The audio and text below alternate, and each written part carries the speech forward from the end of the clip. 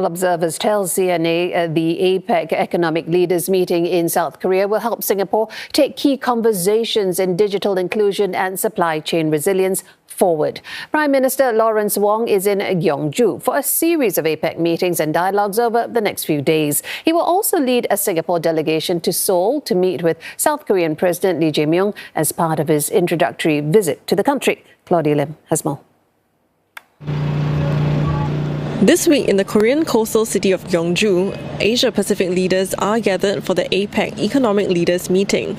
It's a platform for them to take trade talks forward, especially coming out of the recently concluded ASEAN summit in Kuala Lumpur.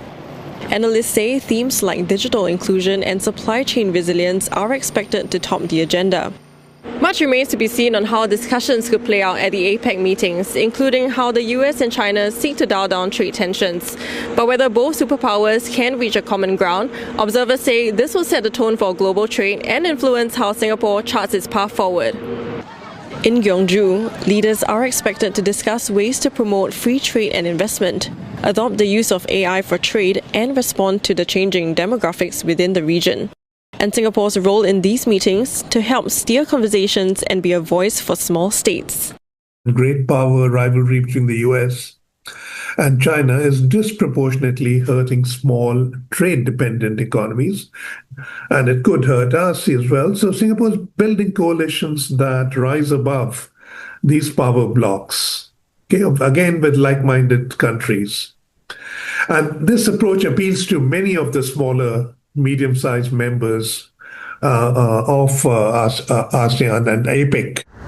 During his trip, Singapore Prime Minister Lawrence Wong will visit Seoul at the invitation of newly elected South Korean President Lee Jae-myung.